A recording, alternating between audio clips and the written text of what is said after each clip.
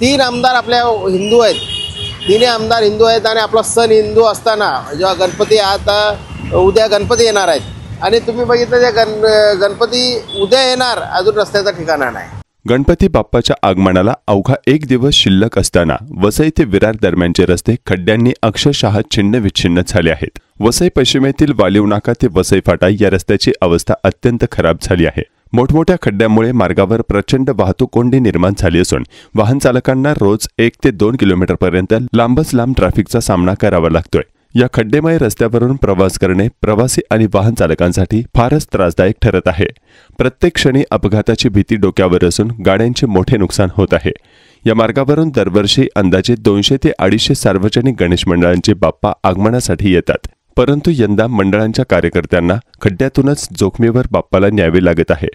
नागरिकांनी प्रशासनावर रोष व्यक्त करत गणपती बाप्पाच्या स्वागताला सज्ज असताना शहराच्या मुख्य मार्गावर अशी अवस्था असणे ही लाजिरवाणी बाब असल्याचं म्हटलं आहे।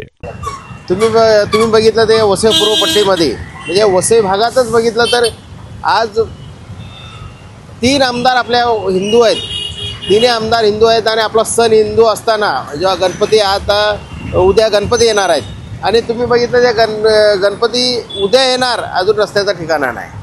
आता तुम्ही बघले तर जागोजागी तुम्हाला ट्रॉफिक दिसेल। महानगरपालिकेला आम्ही वारंवार सांगितलं की रस्त्या ताबडतोब बनवण्यात यावं, पण महानगरपालिका बनवायला तयार नाही। ते खाली एवढंच या ठिकाणी पडलेलं आहे का ते अनाधू बांधकाम असेल त्या ठिकाणी धावतात, पण हे लोकांच्या समस्या ज्या समस्या आहेत त्याच्यासाठी ते अजिबात दुर्लक्ष करतात। आपण जर बघितलं आज आम्ही आमदार फिरतात, त्यांनाही सर्व गोष्टी माहिती आहेत की रस्ते कसे आहेत, पण आमदार त्याच्यात दुर्लक्ष करतात कारण हिंदू असून आपला सण आहे हा त्यांना समजतच नाही का आपला सण आहे। या लोकांनी जर आता हा जर गणपतीचा सण जर पुढे रस्ता जर व्यवस्थित केला नाही गणपती उद्या असताना, तर मला वाटते आम्हाला काहीतरी त्याचा पवित्र उचलावा लागेल आणि त्या आमदारांचा किंवा अधिकाऱ्यांचा ते फोटो लावून आम्हाला त्याच्या बसावं लागेल का हे आमदार ना या रस्त्याने जातात हे आम्हाला त्यांना दाखवावं लागेल। हे बघा हे खड्डे आहेत। दुचाकी चालवताना इतका त्रास होतो की अक्षरशः म्हाताऱ्याची कंबर कशी दुखते तशी एखाद्या तरुण मुलांची आणि तरुणांची कंबर दुखेल एवढी रस्त्याची वाईट अवस्था आहे। उद्या गणपती येणार आहेत, परवा गणपती येणार आहेत आणि रस्त्यांची अवस्था बघा। हे लोक एका रात्रीत काम करतील तुकपट्टीचं आणि ते परत पाऊस पडला की परत जाणार, मग विसर्जनाला पुन्हा तेच यांचं तुकपट्टी काम। रस्ता किती किलोमीटरचा खराब आहे?